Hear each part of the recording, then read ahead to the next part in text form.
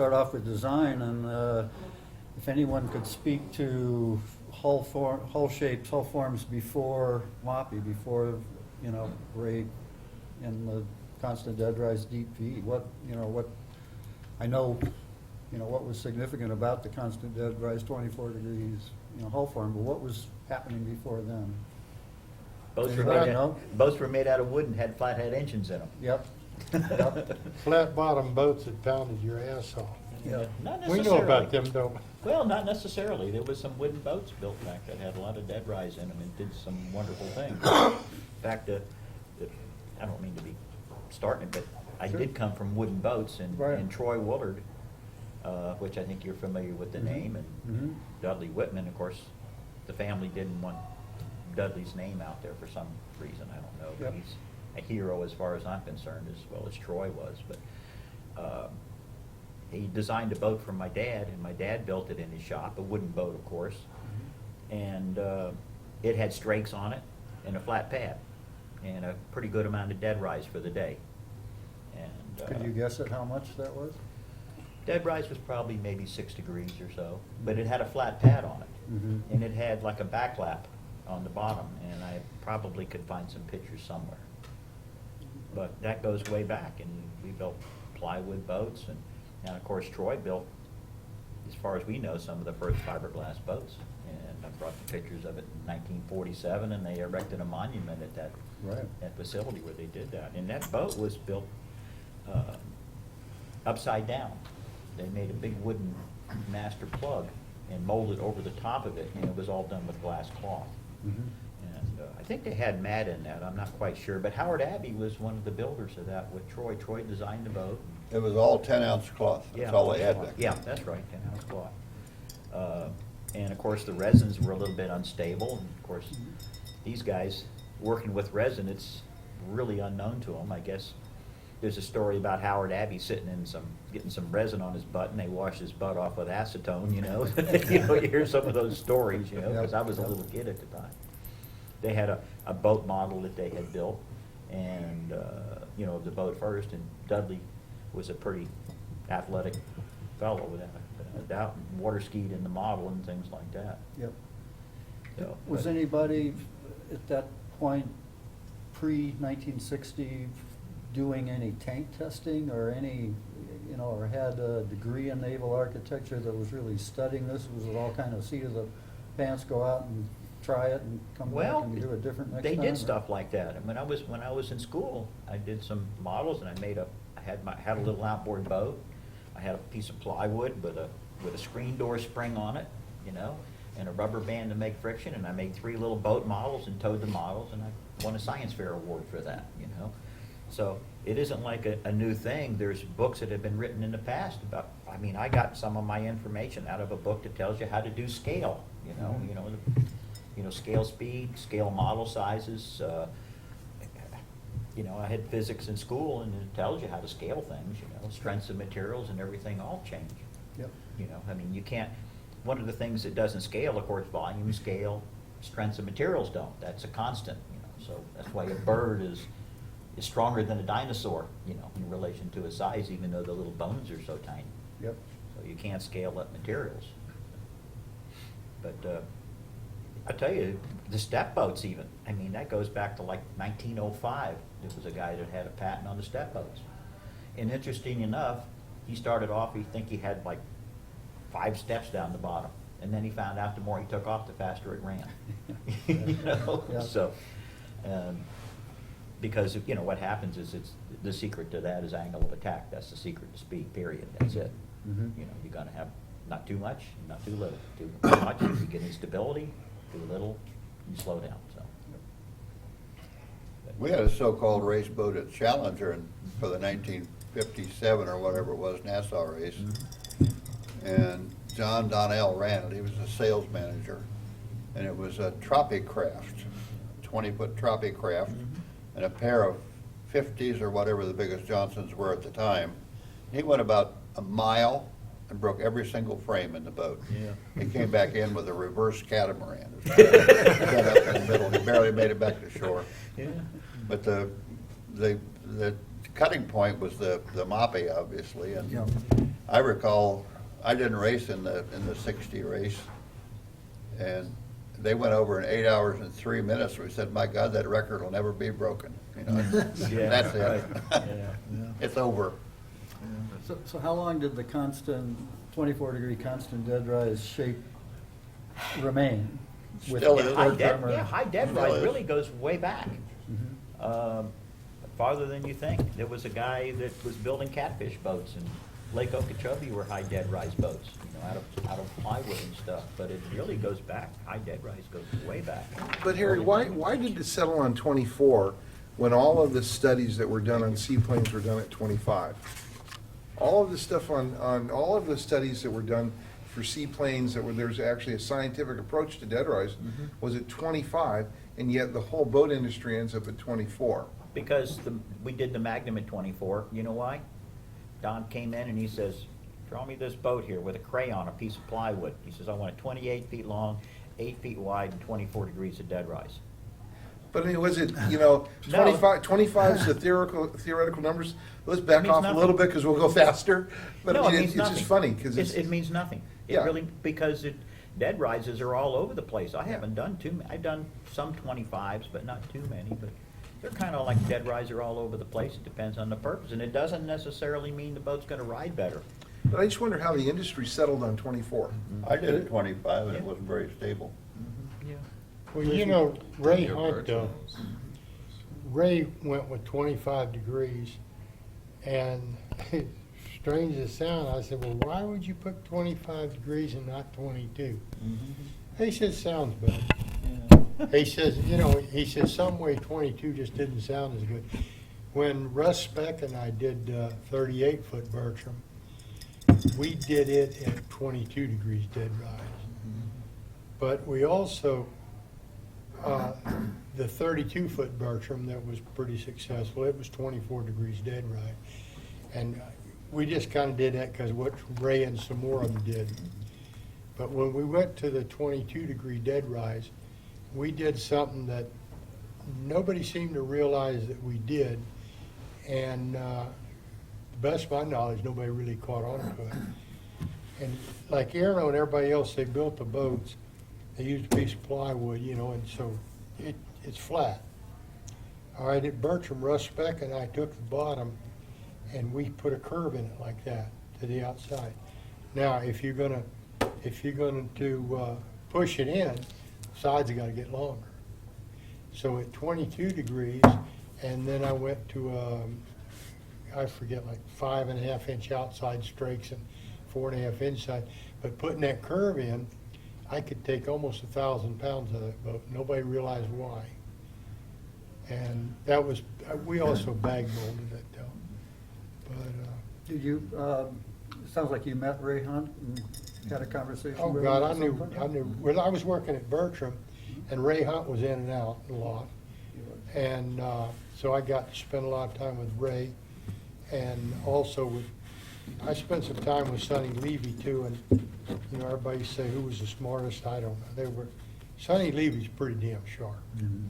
And then Walt Walters, who never got a lot of credit for a lot of things he did, like Harry Scholl didn't get credit for his. He said, why didn't you give me credit for design? He said, that frickin' thing don't run, I'm gonna give you credit. That's what Don said, yeah. So that's kind of where we settled on. We know a flat bottom is, that's too flat. Yep. And if you go to 26 degrees, like, there was some boat, Sperangella or something like that, did 26 degrees, and it didn't run very good. Wasn't that Sperangella Yeah, out of Italy? It was like 26 or 27 degrees. it was Johnny Agnelli's boat. Yeah, and it didn't run real good. So when Russ and I did the 38, we just went to 22 degrees, and it seemed like somehow it seemed like the thing to do. But it isn't so much as somebody actually dragging models and really testing one against the other. We never did it. The only testing that we did with a model, I took it to Carter Rock, the Naval R&D Research Center, and up outside of Washington, Susquehanna River. And we ran, I built the models about 4 foot long. You gotta have a big model for those people. And but I never played with anything other than 22 degrees. Some reason I got it in my fat head, that's where they should be, so. These are dead rises at the transom, I assume we're talking about, right? Well- And Moppy was supposedly a constant dead rise? What I did with the Moppy, when I say I, really Russ, Speck, and I. Yeah. I mean, we'd sit down and drink a couple beers and decide what we wanted to do, and then we'd go do it. Most of the boats that were designed and built, they have maybe 24 degrees bed rise on the back. You get up in the front, maybe 26, 28. Well, one of the problems is you have to address the fact that you got hydrostatic lift. Okay, when the boat's sitting flat in the water, if you got 26 in the front, or 28 in the front, 24 in the back, when it comes up and wants to run, once you get it up on running on the strake, then the faster you want to drive it, the more the bow wants to come down. So as it comes down, and then your hydrostatic lift equals the back, and the front and the back equal together, and as soon as it comes in a little bit, then you start getting this porpoise shit. Which when Brownie and the rest of us got started screwing around with this stuff, we'd go down the bay going like that, you know, till we learned the two things as to how to correct that. And what we did on the 38-foot Bertram, which I think was a damn good boat, we held 22 degrees front to back. And we used one parabolic curve, you know, to get the roundness on the bottom from front to back. And that seemed to work out the best. The big trick isn't so much, you know, whatever you're doing, is getting them friggin' strakes right.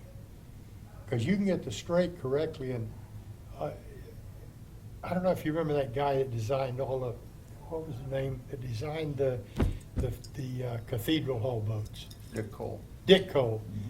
Dick Cole, he said there wasn't a name for it, so he called it a burp line.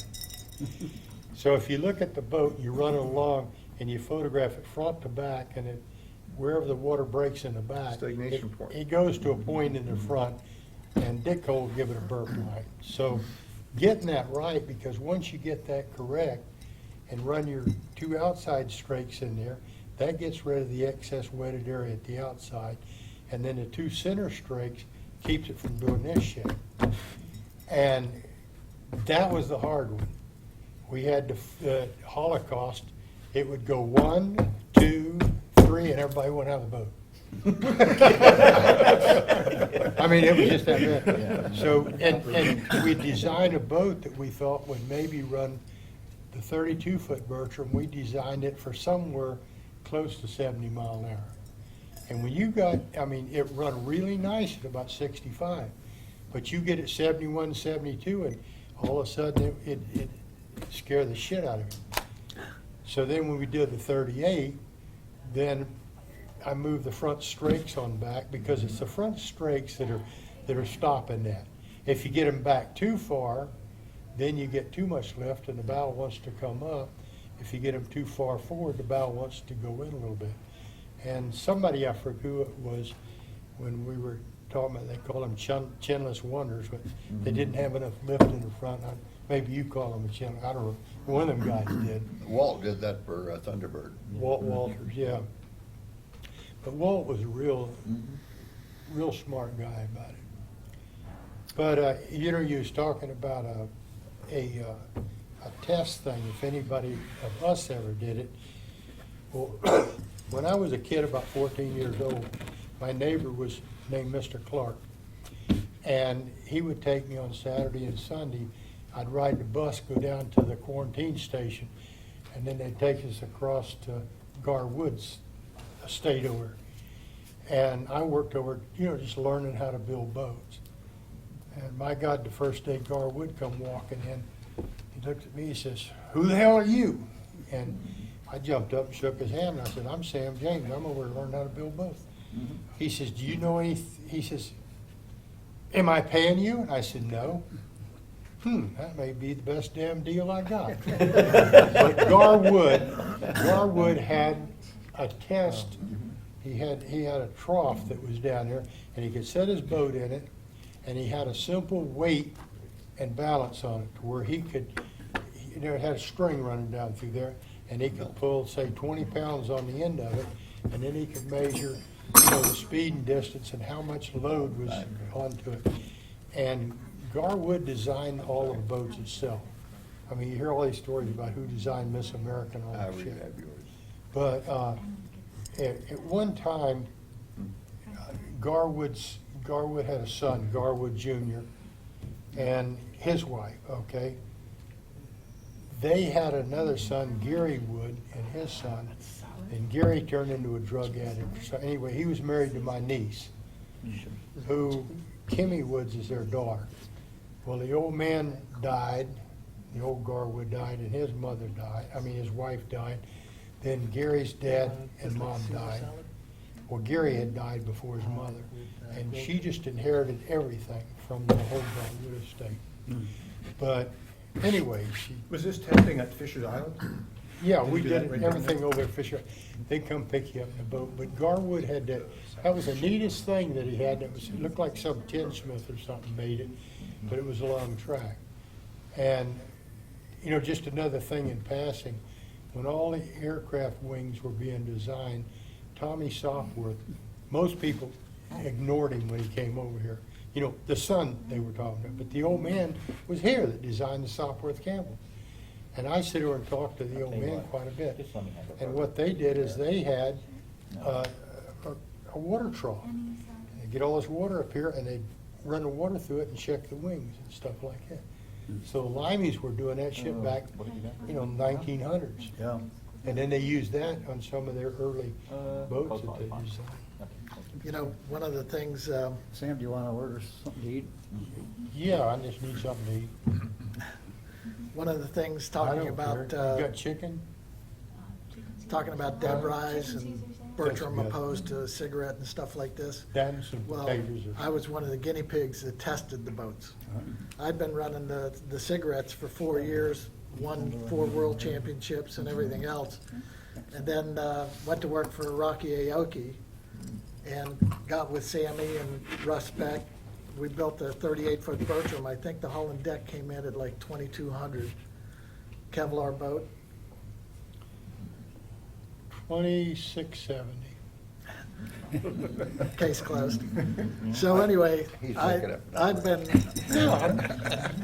For some reason, ever those 38-foot, I remember Sandy Satula's boat real clear at 3,500 pounds. What year was this? this was back in probably 78, something like that. Okay. I started racing with Benihana, Rocky Aoki, and I'd been running the cigarettes, and I had those down pat. I mean, I won tons of races, 3 of the years up on the sign where I put up there with my drivers and stuff like this. So I knew them exactly. I knew the trim on them, I knew how fast they ran, I knew the setups, the CGs on them and everything else. Well, I jumped in this Bertram, and we were late for a race. We had to go out to out to California, one of the California, Newport. Rocky was opening up a new restaurant and everything else, so we're stressed, and it's last minute, get the boat in the water. We launched at Dave Craig Skyway Marina, where we always used to test. So I get the boat in the water, running down the bay, and it's chine walking. It's the horriblest boat I ever ran in my life. I couldn't get it. I tried this rake prop. I tried that rake prop. Kickaver's standing there going, it's running 74 miles an hour, 76 miles an hour. And it's doing this, and it's doing this, and it's doing this. I said, son of a bitch. We kept fighting it and fighting it. Now the sun's going down. So finally I said, put the original set of props on that seemed to work the best. We got 78 miles an hour out of her, something like that. And I said, I'm going for it, going for broke. Hit the trim buttons, just laid on them. That thing kicked up and ran like 88 miles an hour, Wow. like it was on a rail. And that was my difference between 22-degree bottoms and 24-degree bottoms and the actual running of them and trying to get them sorted out and figured out, Yep. And that was a lot of what I did with working at Mercury and Carl Kiekever and stuff like this. I mean, we would be, Kiekever would come in with some sort of oddball boat and say, okay, boys, there it is, rig it. So not so much engineering, but just the rigging of these boats was, transom heights, all the progressions that we went through from, when I started with the Merc Cruisers, we were running 1-to-1 gear ratios with 2-blade props. And I remember if you were running a 26, you were lying. If you're generally running 22s, 24s and stuff like that, 2-bladers, 1-to-1s. So then, the transition went from that to, that was the first Speedmasters and stuff, and then it went to, I think the number 3s, and we started getting into gear ratios. The 133 was one of the first ones, and then 125s, 14s, 168s, and kind of progressed through that stuff. And then came the surface, when we started surfacing the stern drives. Yep. So that was, all of this transition at one time. But, the bottom line was, we had these boats, when we did the 4-engine Popeyes boat, and we did all the 4-engine cats and stuff, it's like, Jesus Christ, where do you start? What fuel load do you put in it? Us guys as crew chiefs and everybody that's built these boats, getting down to the boat building, not Yep. building so much, but rigging and making them Yeah. work, Yep. was a science in itself. And it was a lot of guys that, we didn't have that much education or anything else. We had engineers at Mercury that would help us with certain things, but, staggered engines, that, when that came about, we staggered the engines, got the engines down close to the V. So many things that, if you take the years, how it all progressed up to where we're at today with number 8s and 165 mile an hour, 48-foot cats, 244. 244. Well, I'm talking about a pleasure boat. Well, you're exactly right, Richie. There have been a number of really major projects that never worked out at all.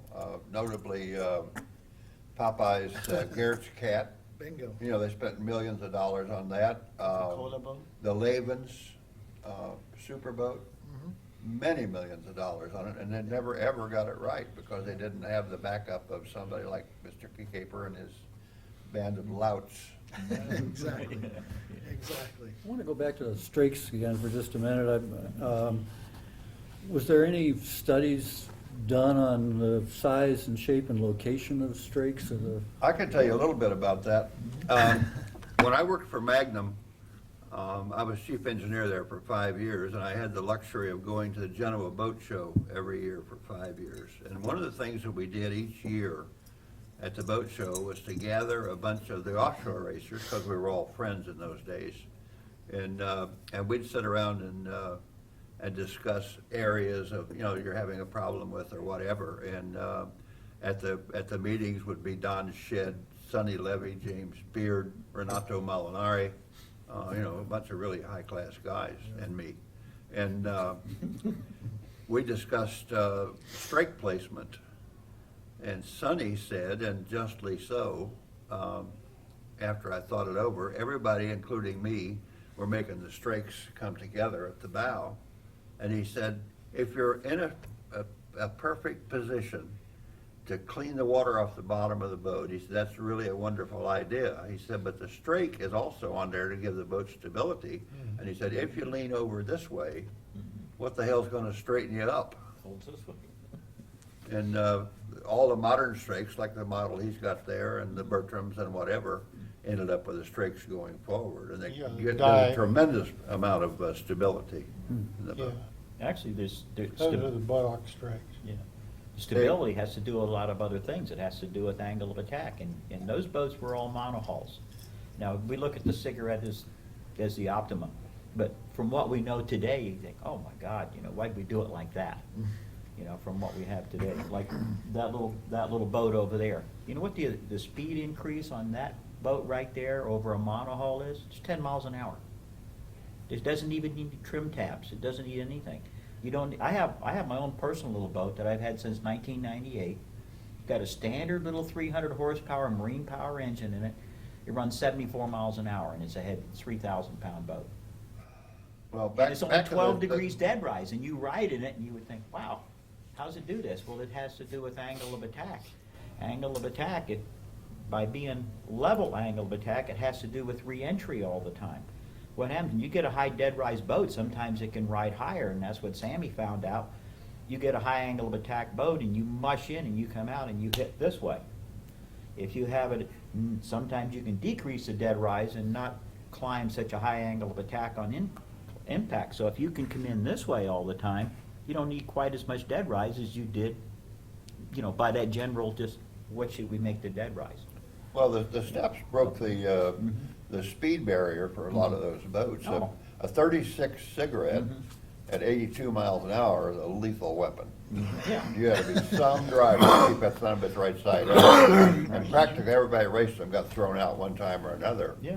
But we built some step boats at Cougar when I was there. We went, Morales' triple engine boat went 117 miles an hour, which was unheard of in those days. And it was practically perfectly stable. That was drawn by Peter Burkett. Peter's a pretty smart guy. You got to hold the front end up, and that's what he was talking about. You keep trying to run faster, and you got a high dead rise. Pretty soon you keep coming out of the water. What's holding the front end up? So that's what Sammy did. He had to keep moving the strakes farther back. If you don't keep the angle of attack right, then you run low, then you're going to run over on one side. There's a thing that happens in a boat bottom. It's like having caster and camber in your front wheels. If you got too much lift out on the chines, your boat's going to go like that. I've had to take a lot of boats, like some of the other cigarettes that had the last ones had a warped section in the bottom.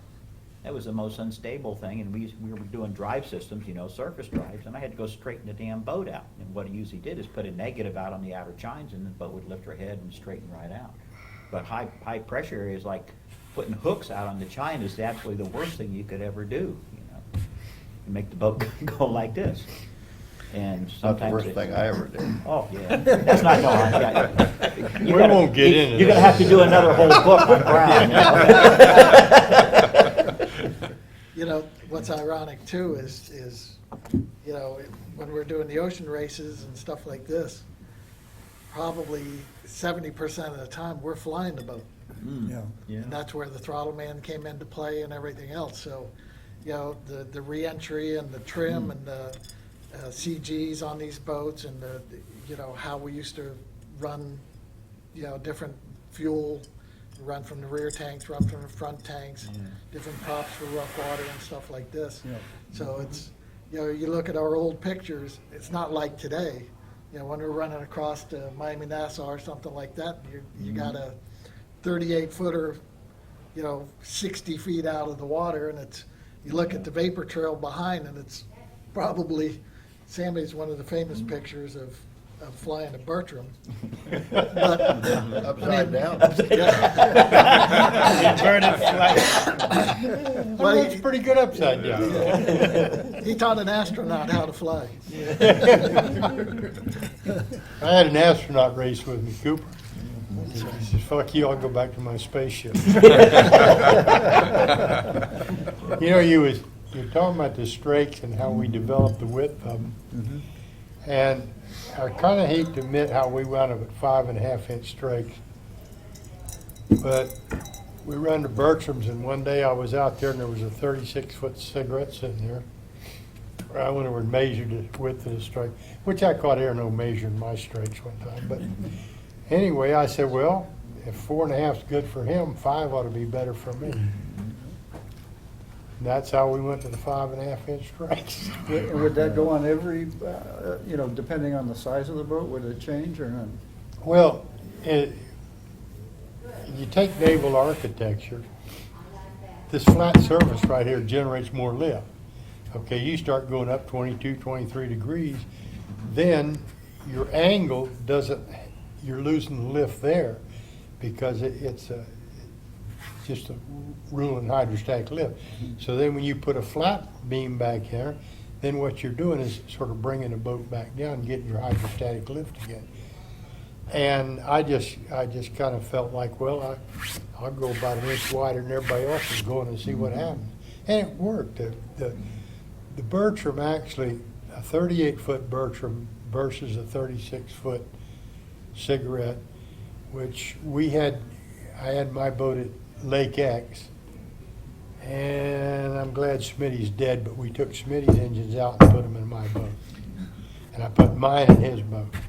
And we weighed the Bertram down to weigh the same as the 36-foot, I think it was Smitty's boat. Anyway, we weighed them both to be exactly the same. I had to add some pounds to it. But Where was the center of gravity? the Bertram, well, we balanced the center of gravity Okay. right under the cockpit. And then we ran the boats, and it was Carl's idea to do it, it wasn't mine. But the Bertram, with the same engine, same power, same weight, was about 4.5 to 5 miles an hour, if you can measure it on his time thing up there, faster than a cigarette. But most of the people winning the races, to be honest with you, wasn't because you had 4.5, 5 miles an hour. It's because you got your shit together and you didn't break down. You didn't Yeah. have problems. You had somebody like Bobby Moore or somebody in the boat that, you know, if you took a boat and you put Bobby Moore in it, or Jack Studeville was good, you know, some of the mechanics were good and got their shit together. They didn't go to the cocktail party, they worked on a frickin' boat Yep. and won races. Yep. But mostly it wasn't that little 4 or 5 mile an hour you picked up in the thing. And the other thing is you was willing to get your ass whipped. You know, out today, I don't know, today they run up and down the beach at 7 miles, but back then, you run a Bahamas 500, that's 500 nautical miles. We started the first year at 7 o'clock in the morning. We got in at 10:45 at night. And trust me, that frickin' boat went to run a lot faster than the ass whipping I wanted to take. Yeah. I mean, it was, so there's a lot of things, you know, the determination of somebody to win and want to, you know, put the throttle on. That's the biggest thing about having a throttle man and somebody steering the boat. Because one of them's afraid, well, if you tell me to slow down, boy, you're gonna look like an ass later if we lost. That's one of the things that I tell people now. You know, I work for Fast Boats Marine Group. Right. And we do a lot of sea trials and stuff like that. We sell Midnight Express, MTIs, statement boats and stuff like this. And the customers always come in and say, well, you know, this guy says that boat, you know, 34-foot center console, runs in 70 miles an hour in 8-foot seas. I said, well, first off, that guy that told you that's full of shit. And I says, most of these boats with the right driver in the boat can make that boat a piece of shit, or it can make it the best boat in the world. So that's what a lot of people don't get. And a lot of people, you know, well, I'm going to go out to the canyon, or I'm going to go here, I'm going to go there, and I'm going to go 70 miles an hour in 6-foot seas. I said, you guys don't even know what you're talking about.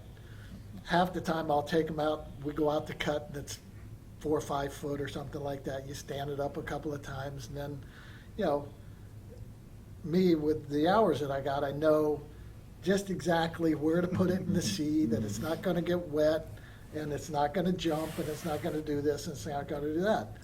Guy that doesn't have the experience goes out, makes the boat jump, hit, gets soaking wet. The guy comes in, I hate the boat, it's a piece of junk. Yeah. So, you know, whether it's design or, you know, like Sammy said, it's, you know, the guys that really have the seat of the pants feel and have been there and done that. And, you know, like I say, we used to run standing up in boats with no windshields, no nothing. And, you know, this much of your body's hanging out of the boat at 75, 80 miles an hour for 220 miles. Yeah. Because every race we ran, UIM races had to be, what was 190 nautical miles, so it was 220-mile races. So, I mean, from Italy to Yugoslavia and back, and all the different races we did, it just miles and miles and miles. So it was the guys, like Sammy said, it was the guys like myself. When, you know, I was paid professional throttle man, and I did it for 28 years. And I remember working probably 3 months solid over in Europe without a day off, because we'd run one race for UIM points from Italy to Yugoslavia, 212 miles. I'd have another 36-foot cigarette sitting there, dry martini 2, Rosso or whatever, we jump in that the next day, race it back for European and Italian championship points.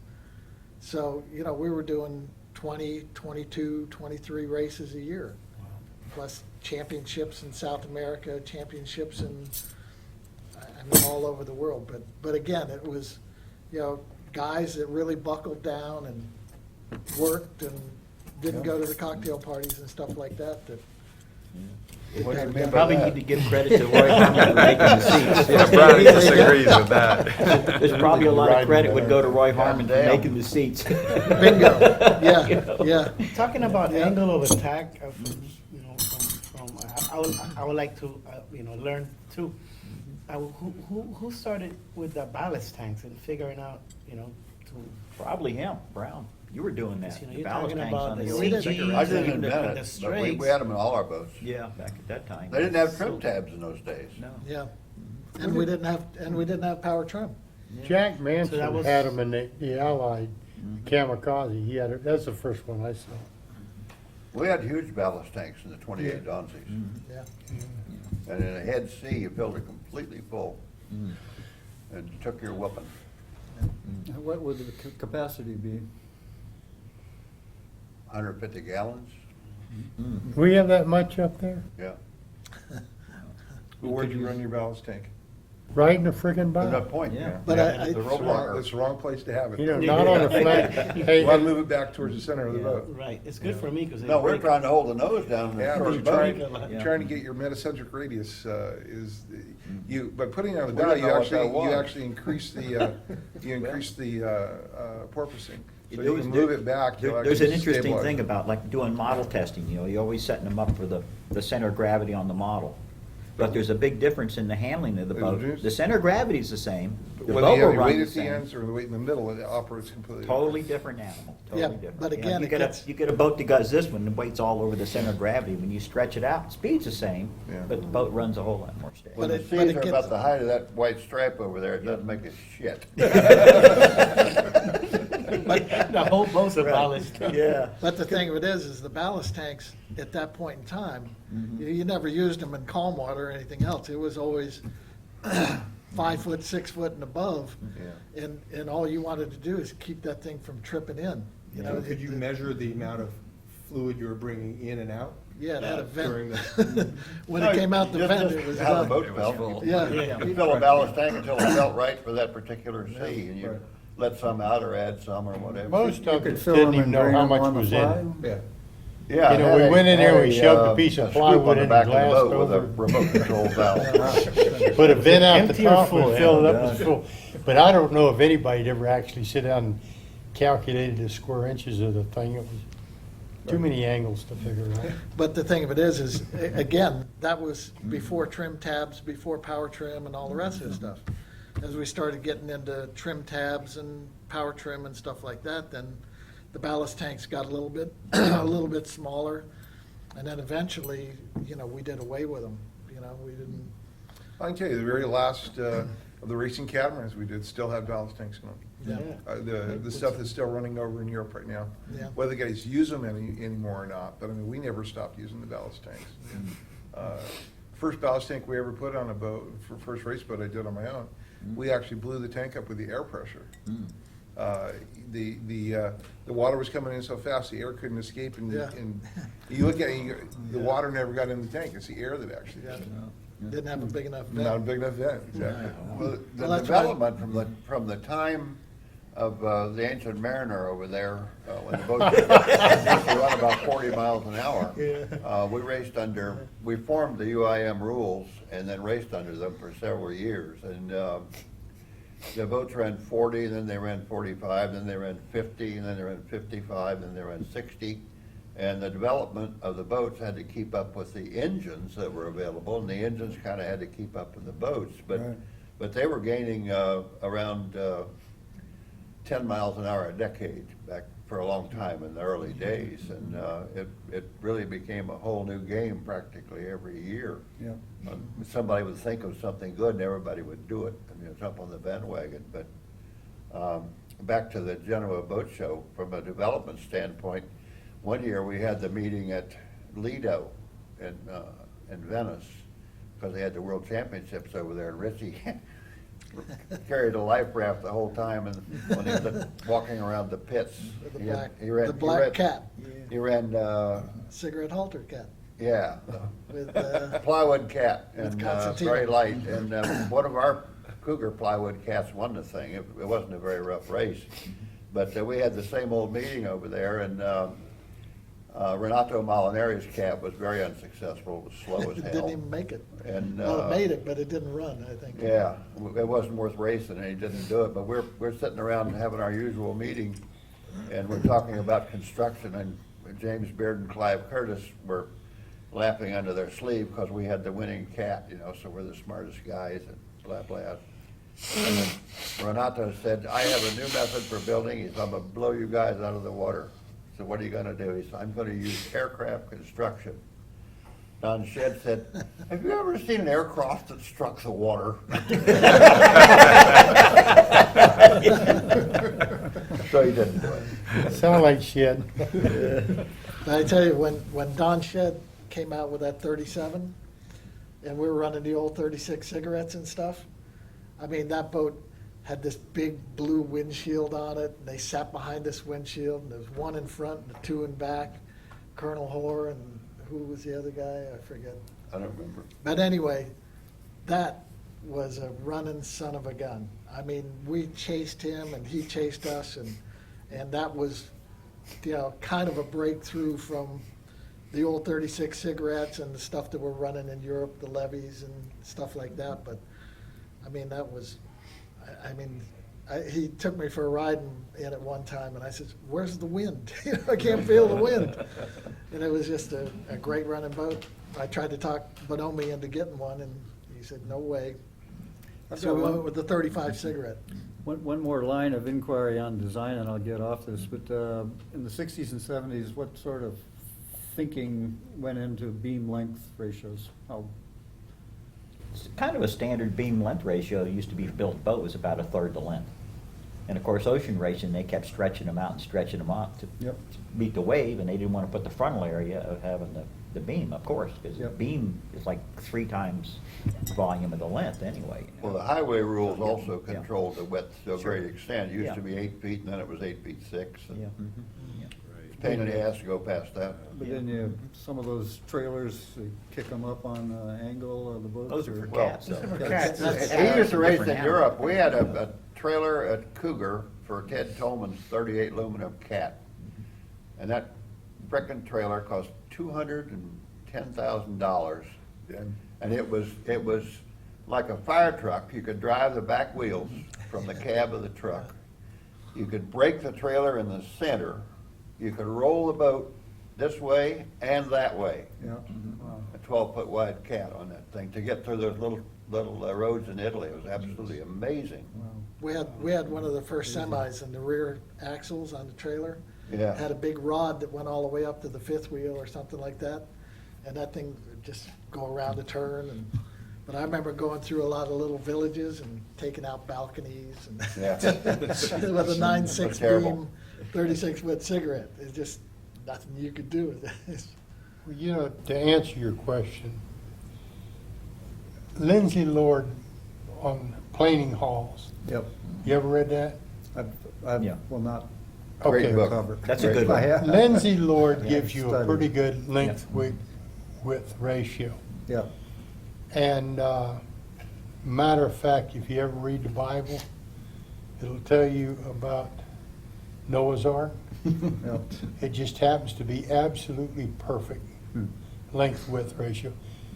A lot of the guys built 8-foot wide boats, like Brownie said, for trailers down the road.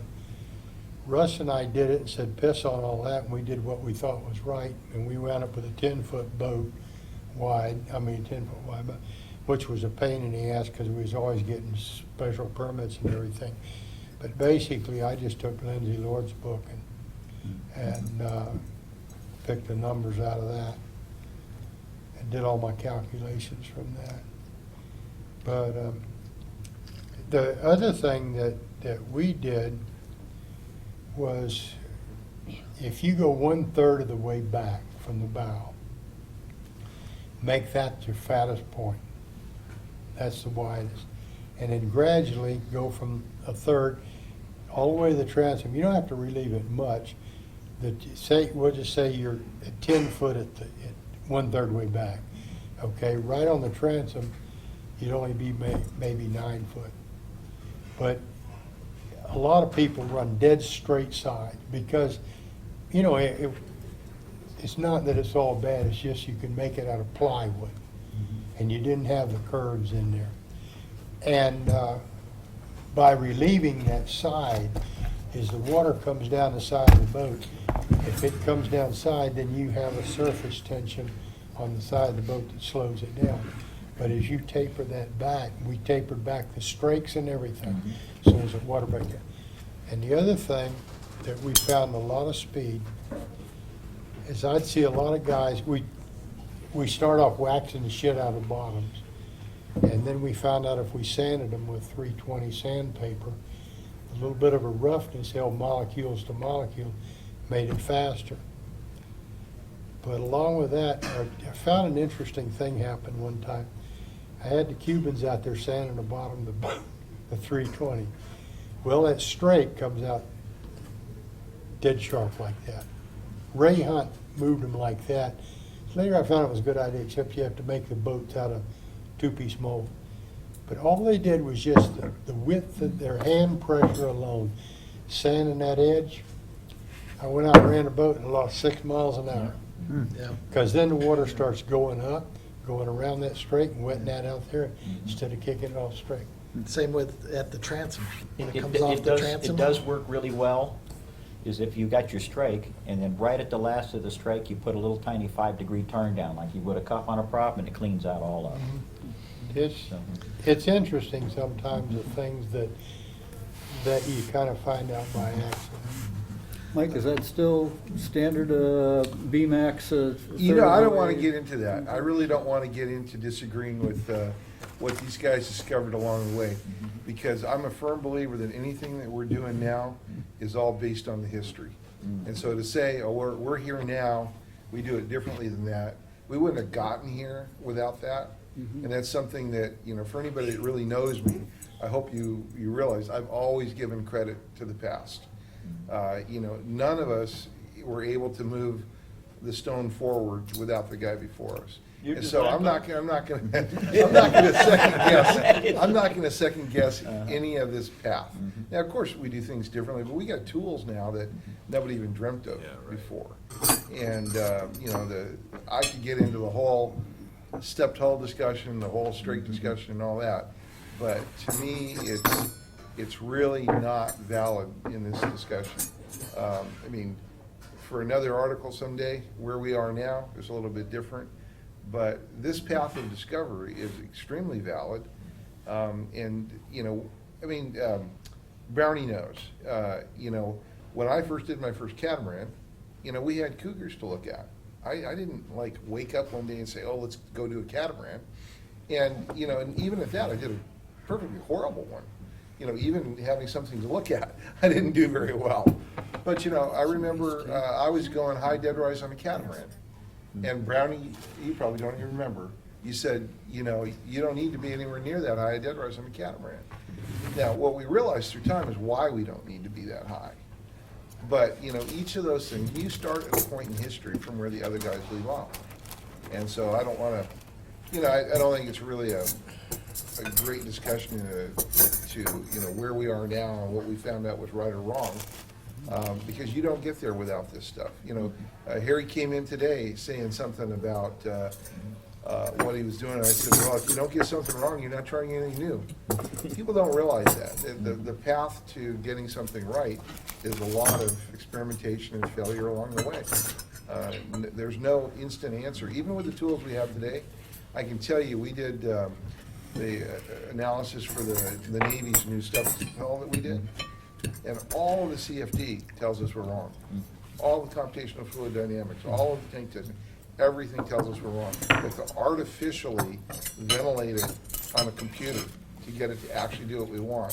So in the end, it's like you're running and go, what are you going to believe, the boat or the computer? Yeah. And Yeah. so these tools all have to be correlated to what you're doing. They don't all work perfectly even as they are now. Well, the developments went in fits and starts, depending on the purpose of the boat. We're talking about racing, we're talking about high-performance manufacture. And basically, when they did the 32 cigarette and then the 36, that stopped boat development for 6-8 years because it was good, nobody had anything better. And the machinery development and kept going up, the motors got better and better, and the boats went faster and faster until they reached X point. You couldn't go any faster safely. You know, it's really interesting you say it, because I've got Sonny Levy's books, and I look at some of the stuff that he did, and I think if he had the power we have now, and if he had the drives we have now, some of that stuff would have been amazing. But they didn't. They had half the power. They Sonny didn't- stayed at my house for 2 weeks, and Jim Gardner came down, and he kneeled on the floor and listened to Sonny talking about theories and boat building and stuff. He looked like a little child. His eyes were as big as saucers. But the thing is, He's not even a prince. But at the Yeah. time that you do those things, you don't necessarily have the same power. Well, And so you my can't do point it I was then. trying to make in my statement was that when you finally get enough people interested in racing, where you can have a racing boat company, Cougar. I was president for 5 years of the American Cougar, and we never built two boats the same. And what a frickin' luxury that is, holy mackerel. You build 15 different 38-foot cats, you gotta learn something if you're the dumbest guy in the world. Exactly.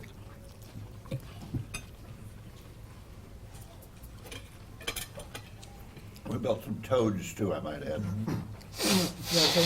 Getting back to boat designs and stuff like this. As a test driver, I started my career as a test driver for Mercury Outboard Motors. And I worked out of Sarasota, Florida, where we did the rough water testing, saltwater testing, and also out of Lake X and stuff like this. So when I started, we're running old Crosbys, which eventually became Hydrodynes. Now, the Crosbys was a, round bottom boat? And that thing, you know, we'd run a 14-foot Crosby with a 50-horse Mercury on it. And it was probably the most fun ride in the world, because it'd porpoise and it'd do this, and you'd go into a turn and wow, wow, wow. We used to go out and jump ramps and jump islands, and, you know, that's the boat that they used at Cypress Gardens and stuff like that, for all the ramp jumps and stuff like that. And then, you know, from that, one of my other favorite boats was the old Power Cats. You know, one of my first test boats was a 14-foot Power Cat with a pair of 65-horse outboards on it. What year was this have been? That was in 66, 65, 66. And, I mean, they used to race those boats. And I remember, I don't know, Sammy, some of you guys might remember, but when Odell Lewis and Backus and all those guys were running them, they used to race, I remember they raced in Sarasota one time, and I went to the races, and it's just the most spectacular thing you ever want to see. Because the boats are just, they'd slide, you know, they had no skid fins in them or anything else. And I remember one year, a guy actually rode on the bow. He strapped himself on the bow like spread eagle. And, you know, I mean, it was a joke, but that was racing back then. But, you know, the old catamarans, you know, that was fun stuff. But then, you know, then the catamaran kind of died for a while and didn't come back for, you know, other than pontoon boats or something like that. But Under the rules, they didn't have enough power to drive a catamaran offshore. well, but I'm talking about OPC days. Yeah.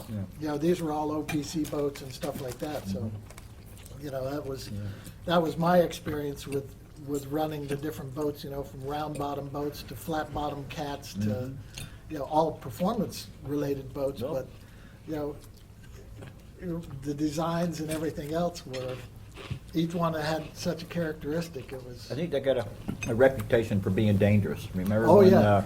What's his name? Flipped it and he got cut really bad? Oh, God, what's his name? Dave Craig? Dave Craig, yeah. Yeah. Dave Craig, yeah. Yep. Well, then that was the Switzers and stuff like Yeah, that. well, the But, Switzers were phenomenal. yeah, well, That was a Switzer that Dave was driving. No, he was in a Yeah. Power Cat. It- That was right in front of the Miami Outboard Club. Yeah. I was thought Power that was a Cat. damn Schweitzer. No, Or he got a Schweitzer then later, didn't He he? crashed Yeah. the Switzer on the way back from Yeah. West Palm. Yeah. Right, it stands for. No, the power caddy got hurt and he got tossed out and got a prop. I'll tell you what, we went over to, I was running Howard over there when he flipped. That's funny, I always thought that was a Schweitzer, but I got my boat all cleaned up and stuff and went over to the hospital. And I'll tell you what, I saw something I'd never seen before in my life. His daddy, you know, Raymond Craig was a big deal in the mafia. That doctor come walking out there, and he said, Mr. Craig, he says, I'm sorry, now it's up to God's help. You know, he's gonna decide now. Raymond reached over and hit him in the chest with 2 fingers and knocked him backward. He said, if my son dies, you're dying. Oh, boy. And boy, that doctor turned white. And no, Craig lived. That often stuck in my mind. He said, if he dies, you die. Yeah, he got out of the, We've all had that. he got out of the boat, you know, that got brought him in. It was over in front of the Miami Outdoor Club, and he was holding like this and walked into the ambulance, you know. Oh, boy, what a sight. And I think that's when the power cats kind of fizzled down. But those, Right after that. the Schweitzer was good. I started at damn Gateway one year, and I had a Hemi Chrysler and a 20-foot Howard. And they started the race. I was gone, baby. I got up there by Golden Beach, you know, where you go up there and you go around that thing, and I'm up there practicing my acceptance speech. Next thing I knew, 2 Schweitzers come up, Odell in one and Johnny Bacon's in the other. Go, well, that was it. Then a few minutes later, Skits Carroll come by with some Holman and Moody pipes. Remember Skits? One of the guys in that Gold Coast come up there where that road goes around, hit a log. The boat sailed up in the air, I don't forget what year it was, sailed up in the air and come down, splash right in the middle of a swimming pool in the back of a hotel. I remember that. And all them damn people Randy sitting there. Zimmerman. Randy Zimmerman. Yeah. Yeah, Randy. He said all them people sitting around with their booze glasses in their hand watching the race, all of a sudden looking, there he is sinking in the middle of their swimming pool. They had to hire a crane to come in and get the boat out of the water on a barge, and then they had to take all the water out. It turned into a nightmare for I them. think the Palm Beach race is probably the most fun boat race ever. Every like time Backus gets around and you mention that, he just lights up and off he goes, you know? Odell too. Oh, yeah. My God, 250 boats that start at 79th Street Causeway, all at the same time and go to West Palm Beach. And your Spend trophy, the night and race back. your trophy when you got back, they give you a number. You finished first, second, third, fourth. They had a table with a whole bunch of shit out there, bilge pumps and everything. Yeah. You got first choice. Were there any films of that race at all? I got Anybody a picture films? of, You I got a couple, I pictures, ran it a yeah. couple of times. One year, I got 5th overall in a little tiny boat, a little 17-foot boat with a little 283 Chevrolet in it. Uh-huh. It had a Dana Spicer drive. This is when Key Caper was just starting to build drives, and there was a conflict between Chrysler and Mercury at Dana the had time. that. Yeah, that's what I drive. had. Chrysler gave me the drive, and I had a little 283 Chevrolet, and I hooked it up to this thing, and the little boat would run 70 miles an hour. Now, this is kind of a pretty good story. I had a little bit of a rough start because I started on the other side of the bridge, picked up some debris, and got started, and I could see all these spray going. But that was kind of fun because you got to go through them like this. 70 miles an hour in those days, this is the early 60s, was really cooking. Yeah. And Mercury had 2 boats in the race. In my class, I was in a C class, and they were doing 50, you know. And these were Mercury boats, and I flew by them, you know. And I got up to West Palm, and I'm pulling into the dock, and I didn't see any boats around. I figured I'm at the wrong place, you know. Yeah, yeah. Well, I was 5th overall, you know. Of course, Sammy was way ahead, and some of these other Schweitzers were. So I tied up to the dock, and here comes old man Key Caper. He's down at the end of the dock, you know, and I could hear him chewing on a cigar, and he says, "What the Me and a Chrysler won it, you know, because I had the Chrysler drive, and he walked down the dock and he looked at it and he says, good job, kid, you know. Yeah. And so, but the interesting thing is that in those days were different. The house that I lived in and grew up in never had a lock on the door, Yeah. ever. Yeah. You know, so I had my little boat, I put it on the trailer, and there was a deserted gas station. I parked it in the gas station overnight. So I came back and I ran the next day. I said, well, I'm going to get a better start this time, you know. So I take off and, you know, and I'm running, and all of a sudden, boom, the boat's filled with water and I sunk. Just like, oh, what a crap, you know. And what it was, I had a water pickup. See, these are 4th feed pickup with little zoomies on it, you know. Nothing, you don't have alternators or water pumps or any of that stuff. And what it was, down underneath, did you know Stan Adrian? You knew Stan, didn't you? Yeah, Yeah, he was my father-in-law, see? So I had With the a... elbow. Stan Adrian was your father-in-law? Yeah, Wow. yeah, he was, and he helped me rig that boat, see? Well, Stan worked for Thunderbird when, Yeah. Oh, that was, but he was one of Key Caper's first drivers, you know, way Stan back. Adrian was? Yeah, he built the Quickie himself, Yep. you know, and that's when he went to work I for forget Mercury. what Stan worked at Thunderbird for a while. Yeah, Little, that was little years later. scrawny guy. Huh? Little skinny guy, yeah, yeah. Listen to the end of Harry's story. Had a Yeah. big bump on his elbow. That was Stan, yeah, yeah. Cigarettes got him, Yep. emphysema, you know.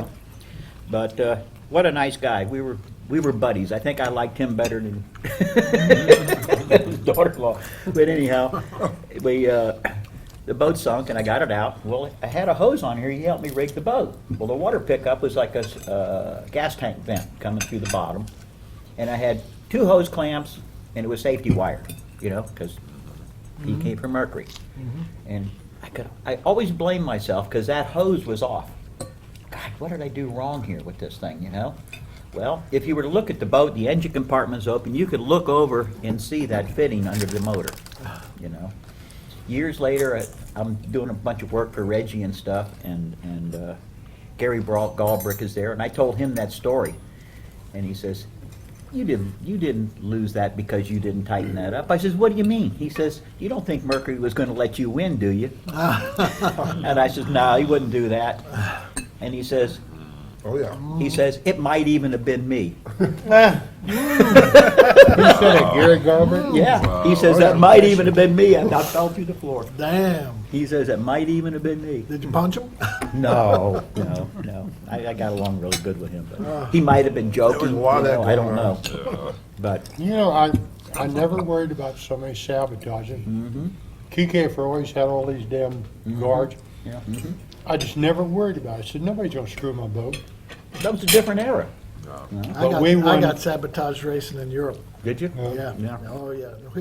We came up with all, you know, I was telling you, we had another boat sitting in Yugoslavia to race back to from Italy. So we're idling out, and all the boats are getting ready to start and stuff like that. I happened to look behind, and there's big blobs of oil coming up. Oh, What the fuck is that, you know? So I go back in the back, and somebody had taken the oil caps off the back of the number 3. Remember that big oil cap? They'd loosened it all up, and they, you know, once we got rolling, they came out. So I was stuck. I had no other oil caps, nothing. So from that point on, we always had a bottle of fingernail polish with us. Every fitting on the outside of the boat, put a dot of Really? fingernail polish. See, and we had to check that every time we went in the water. See if that fingernail polish was cracked or not. Well, in my case, I have to blame myself. I was sloppy. Well, that was back then. Tried different layups in the 60s? Were you experimenting with layups? Are you Boat to kidding? boat? Are you kidding? So how did you do that? I mean, how would you decide with this boat I'm gonna do? Brownie try has a story. Of course, we had already done a lot of developing. We built boats, big boats without molds. You know, sheet panel developed on big flat tables and stuff, and we did laminate tests. And he brought somebody. Well, tell your story, Brownie. Steve Ridgway, who just retired as chief executive of Virgin Airlines, was my general manager at Cougar. And I sent him over from England to watch me, I guess. And he just got here. He's here for a week, and we had a couple of race boats to build right away. And we talked about building them, and in glass, FRP they call them. And I said, I don't think we're ready to do that. We better build them in aluminum. And he said, well, I have these samples that we've brought from the old country and would like to have them analyzed. He said, how do we do that? I said, well, I know a guy that knows more about composite construction than anybody else in the world. I said, but he doesn't have a lot of equipment, but I'd like to have him look at it. He said, well, let's go then. So we drive up to Harry's shop. He's building a 67-footer with no mold, which is rather impressive. I said, Harry, this is Steve Ridgway. I said, he's my general manager, and he wants you to test these samples. Harry said, let me see them. I gave 3. Harry looked at them. He said, that one sucks. He throws it in the wastebasket. He said, these 2 aren't bad. He puts it on the floor and goes, boom. Nope. Boom. Nope. He said, next case. He said, what's going on? I said, it's Harry's stomp test. He said, if it survives the stomp, you can put it in the boat. No, you can go into the next phase of testing. But Which there's no was- sense of, Which was, Well, you can test it by seeing what kind of pressure you put in a hydraulic press, and you see what the Yeah. deflection is and tension, and the lamination factor. This, balsa wood, we take it for granted now, but years ago, we discovered that, fiberglass is much better if it's in a core, because it's a pretty flexible material, it Yep. has a lot of elongation to it, so we built some stuff, we used pegboard even in the laminate. Well, that was very heavy, but it had the little holes to tie it together, and we were buying resin from, I don't know if it was Glass Coat or one of them, and it was this guy, came around, he looked just like Al Hurt, the musician, Yeah. John Cisco. You remember John? Oh, yeah. And we were buying resin and foam, and one point we had a little sailboat my dad was building, and we bought some foam from him. In those days, foam, you had to mix Freon with it and all of those. And John gave him the wrong formula, put the decimal point in the wrong place. And there was always that big joke how my dad mixed a 5-gallon bucket of foam and stepped out of a giant donut, Because those are early days of these chemicals like they were when they built that Thank you. fiberglass boat.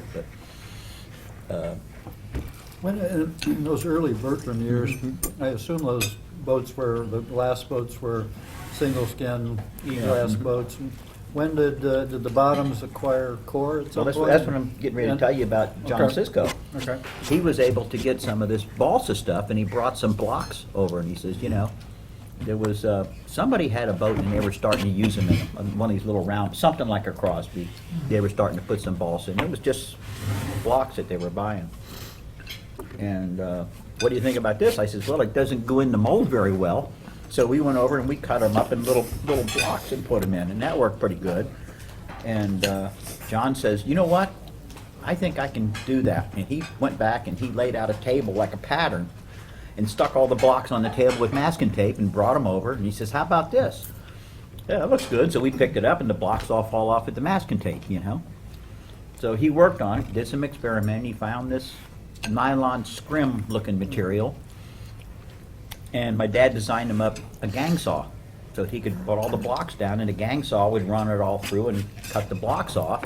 And the scrim material would roll down onto balsa wood, and the resin would put little drips in the balsa wood. So that was really the first of the core materials, and it was flat grain.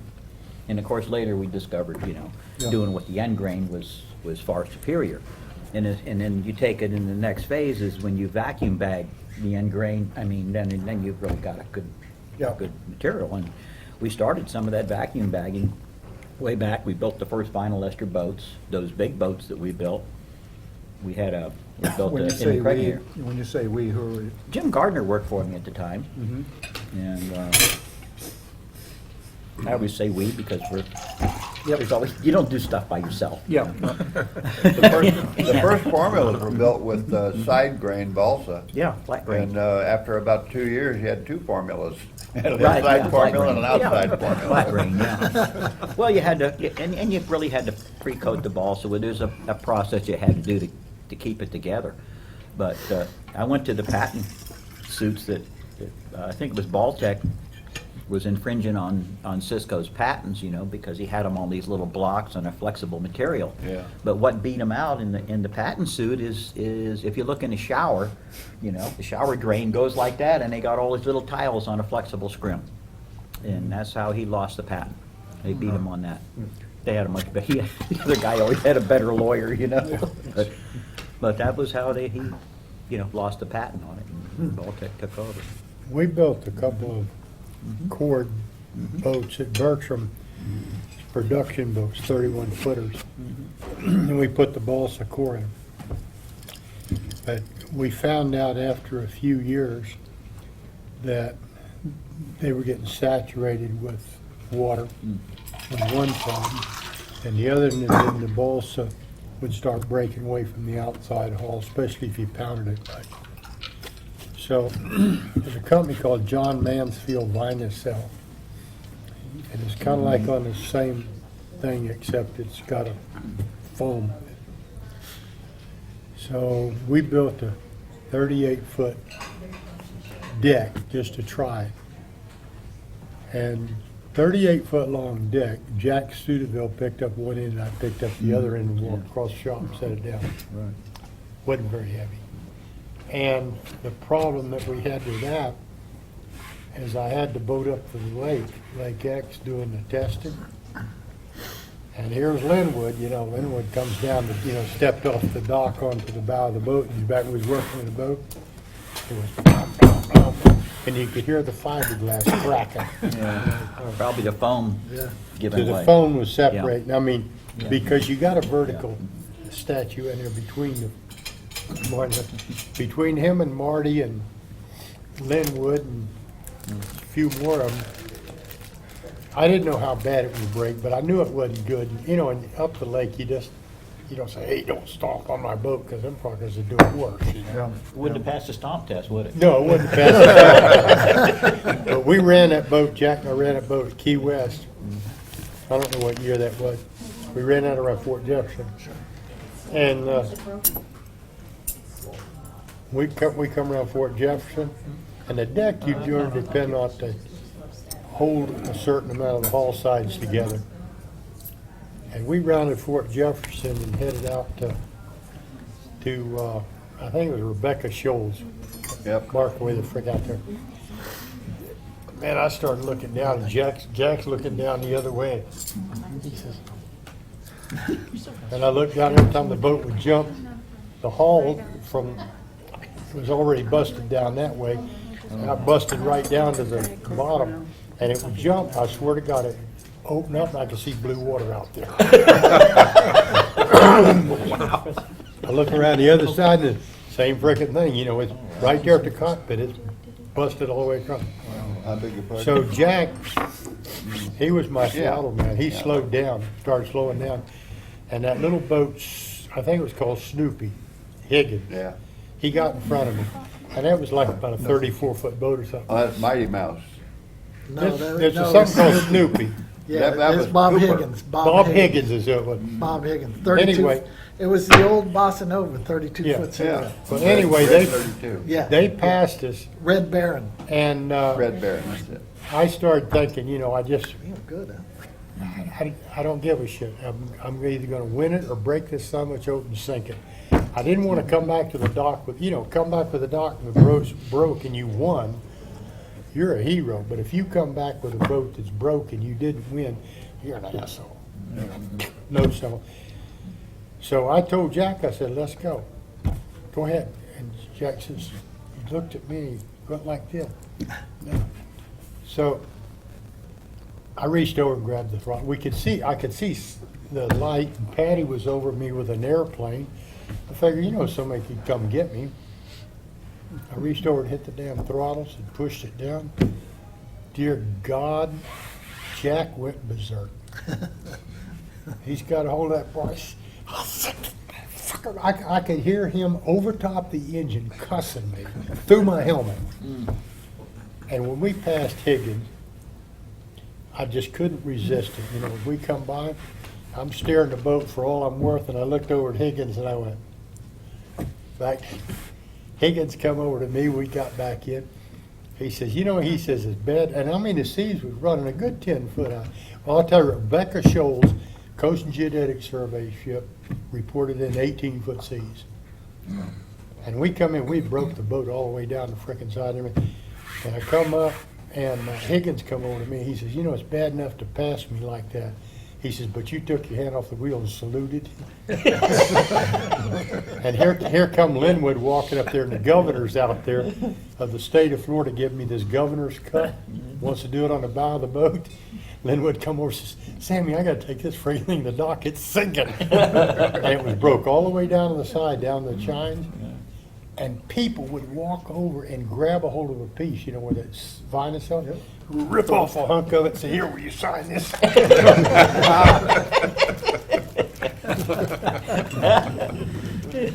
was when you had that honeycomb deck. Yeah, John Mansfield wanted You to. should have made a stronger deck. Yeah. Didn't pass the stomp test. That's right, it wouldn't pass your stomp. It wouldn't pass the Lake X stomp. Yeah. But what he's saying, you know, running 10 foot seas and stuff like that, that was common practice. I mean, we'd go. I They mean, never raced when it was calm. I remember It was one always year rough. we're running Miami-Nassau race with Red Christ. Red Christ called the race because it was too damn, No, he called it, he said, it's too calm, we're not gonna run it. Oh, yeah. no, but I remember Yeah, you had one to year have over that 5-mile-an-hour winds to start. I remember one year we're all parked at the DuPont Plaza. Right. All the boats lined up and everything else. We know it's blowing like a son of a bitch out there. We look over at the Coast Guard station and the small craft warnings are up. So we all go up to Red and say, hey, Red, you know, you're not gonna run the race, are you? The small craft warnings are up. He says, I didn't see any. Off we went. Yeah. But I mean, that's, you know, getting into construction of boats back in those days. I remember when I first started on the factory offshore team with Keycafer, going up to Lake X, and we had all of these garages, all of these garage doors. And there was a bow hanging out of every one of them. Because, you know, at the time, we were racing against Evinrude and stuff like this. So it was a big rival. And against Holman and Moody and what was the other one? Holman and Moody and No, Chrysler was in there a yeah, little bit. Chrysler, Holman, Moody, the whole thing. So anyway, Detroit Diesel. yeah, we'd go up there, and all these boats were hanging out there. And I got in when we were racing Seacrafts with Carl Mosley, and none of the boats had decks on them. So Keycafer purposely bought the hulls only, and he wanted to put his own bulkheads in, his own stringer system, and we did box stringers and boxes, and I mean, the length that we went to build these boats, you know, and then we did a plywood deck with fiberglass, and I mean, we actually built the frickin' boats and raced them, you know, and I mean, some of even the Maritimes and the Bertrams and stuff like that were mostly all rigged at Lake X or in Fond du Lac. But it was such a deal, you know, because we had the wiring department, we had the plumbing department, and we had this and we had that, but every one of us was assigned a boat. So, you know, you'd go in, you'd put the bulkheads in it, you did the glass work, you did the paint work, you did the rigging work, you did the whole goddamn thing, tested the boat, then took it to the race and raced it. So who's responsible for the layup? Well, For the example, actual- Was there one person, or is it a group that would? We bought surround the it? hulls. You were buying Keycafer the bought the shells. They were hulls. already- We just bought the shells. Right. But at I'm Bertram, going- You guys were doing it yourselves. Yeah, well, most of Bobby the Moore. manufacturers did, but some people knew what they're doing, most of them didn't. They just copied, well, if this boat's that thick, I'll do it. But Bertram is the first place that I worked at Thunderbird, you know, before, and a couple of little chicken chip places. But at Bertram, Russ Speck I keep saying, he was a freaking genius. And we would actually take a 12-inch square panel and press it with a hydraulic press until it broke it. And then we could check to where we knew pretty much Matt Rove and Matt how much strength it took to break that and so on. We could do we had a pretty good yardstick is what we had. Nobody else seemed to, you know, I don't know, nobody else seemed to do it. And once we developed that, then we could figure the panel sizes and do the calculations on the lineal strength of the bottom and what we could expect out of it. Then take the boat out and run it, see if the friggin' thing broke. If it didn't break, that was a good one. If it did, it was a bad one. But I come back from Miami-Nassau race, and 007, I come back with Naki. And I'm gonna tell you, when I got inside that boat and I looked out at the bottom and I could see water splashing on the bottom, I said, that sucker's thin. That was a stock boat. Aaron and I decided to use it about 2 weeks before the race. We gutted the bunks out of it and built a race boat. That boat had a pair of Harmony moves in it, and I come back with Naki and that, Brule and a whole bunch of us come back, run back after the race was over. But you could look down, and I mean, it didn't have much gel coat on it, but a little bit. And boy, you could watch the damn water slapping on the bottom. I wasn't sure if I was gonna get back. You know? Was that a single skin boat? Or, was that a single skin boat or coral? Yeah, stock 28 ounces. It was just stock. I don't think they had much in the bottom, but we just learned over the years. But most everybody else just built a boat and say they put Matt Robin in it or something rather than some stringer. And if it worked, good. If it didn't. But I think Bertram was one of the few things around, because of Russ Speck being there, that they really went about it more scientifically than a lot of the other companies. They were the only ones that did it scientifically. Well, we but did they- it, we did it at our shop because water is 1.047 pounds per square inch. And that's the your velocity of pressure. And that's how we did our calculations. Remember, we were the first ones to do the cord stuff, and the reason for the cord material is because you put a hard stringer or a hard bulkhead, you're gonna have flexing between the two panels, and that's what that did, is it spread out that load. Yep. And we did, hydraulic press testing, and one of the things is not that the laminates would break, is you get a peel on the inner skin, from deflection on compression, because fiberglass is better under tension than it is under compression, and it would peel off of the core materials. Yep. Especially the foam core is what he's talking about, either the honeycombs or Divinycells or any of the other stuff, or the cores would split down the middle. And the end grain balsa, I don't know if they've gotten anything better than that yet today. If it's vacuum bagged, that's pretty tough. Well, Composite once, when I started fixing boats in the late 80s, they provided me with a program for my computer that would tell me what layouts to use and biaxles. When you get materials, we built the first biaxial boats.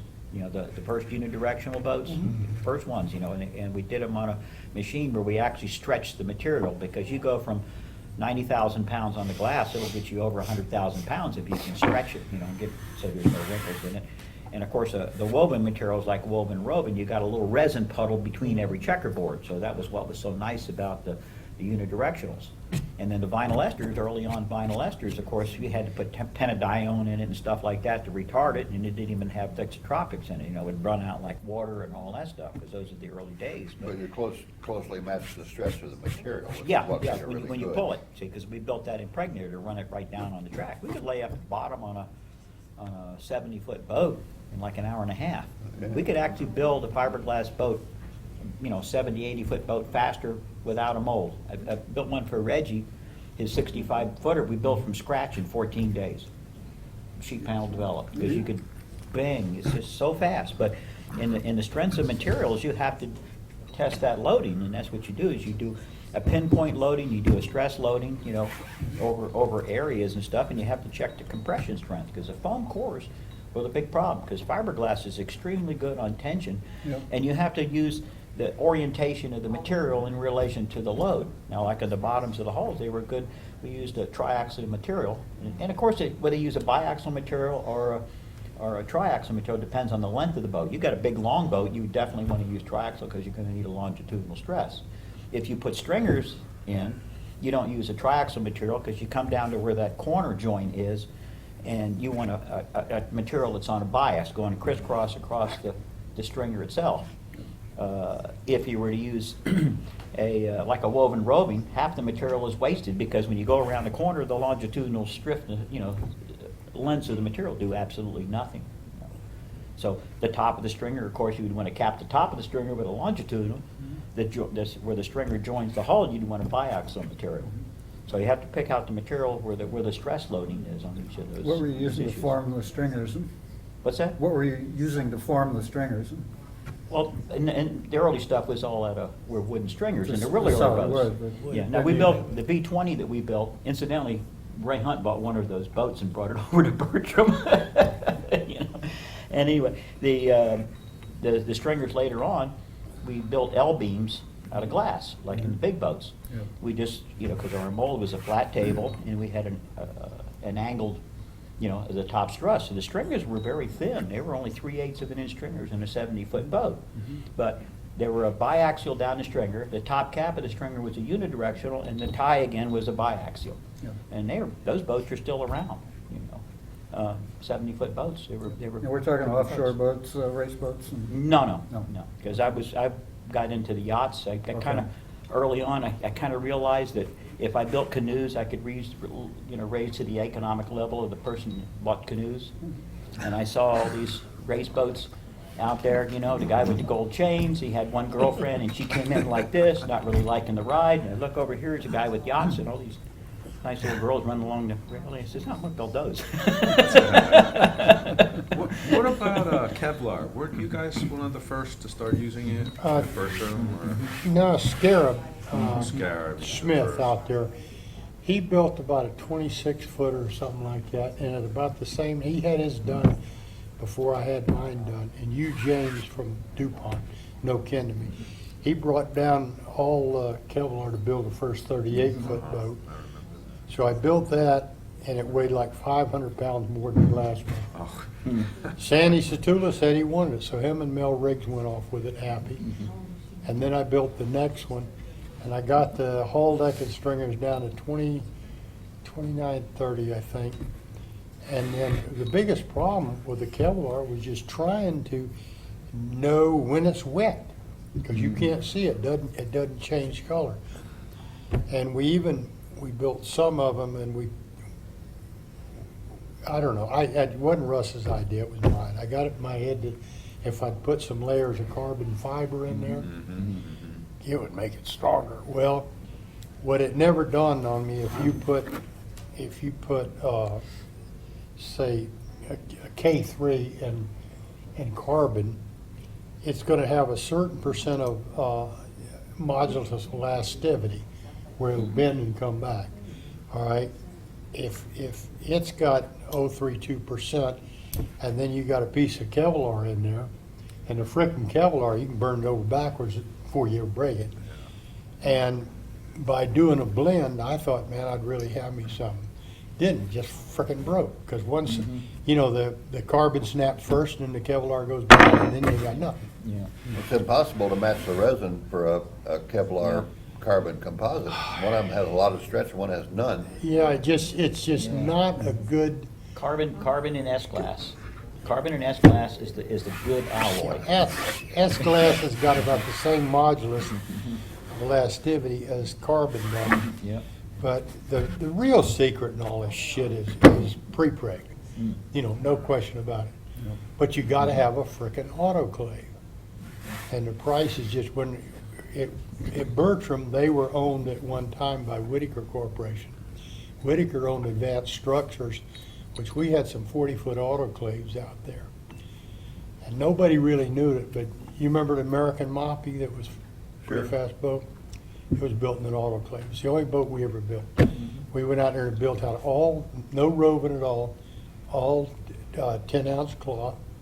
And we took the molds out in California and bagged, we put the 10-ounce cloth in it. We bagged it, put it in a mold, and put it in the autoclave. And to this day, I don't know whether anybody's building any boats in an autoclave or not. But boy, that pre-preg's the way to go. Because you can get in there, you got all the time in the world, you just smooth it all out and everything, and get it all worked around your stringers. But that boat that boat, the last time I heard of it, still running over in Italy. I sold it to Carlo Bonomi. Not Bonomi, Benelli. Benelli, Ronnie Benelli. That had Ronnie Benelli. Yeah. His daddy bought it for him. They owned Benelli motorcycles. And he come over and bought it. He didn't tell me he broke his leg on a frickin' motorcycle. You know, that wasn't my fault. He never mentioned it. And he had a steel rod running down the side of his leg, you know. So all I give a shit. Back then, they paid $2,000 for the first, from Miami to West Palm. They paid $2,000 for the Colonnades Award. And there wasn't jack shit at the finish line. I don't remember what it was, but, you know, for $2,000, you know, I'd do like Brownie, throw Wishnick out at the turn point, you know. But we're getting almost to the Colonnades Award, and I mean, the Colonnades Trophy. And I was having out with somebody, I don't know, Studeville, I think, or somebody. Anyway, I got a picture of the boat, and it said Mr. Charlie on it then. You can virtually see the whole frickin' boat standing up just like that. And Petroni was our navigator. And Petroni come over to me, you know, he scooted over. He said, "Rise, rise!" I don't know what the hell he's saying. Leave me alone, you know. Let me get this $2,000. Finally, we rounded the marker, and he's hanging on me. Ronnie, Ronnie. And I looked around like, he in the cockpit. Where the hell did he go? Pulled the throttles back, and I said, "Where'd he go?" "Under there." And we had this hole in front of the steering wheel. He went inside past the set of fuel tanks we had up there. And then there's a big open hollow place up there. He was in there, and I stopped the boat, man. I crawled up in there, and I looked, and there was freaking blood all over the place. Oh, God. And he had that steel rod in there. And it was a real steel rod. You know? And it was sticking out through the side of his leg.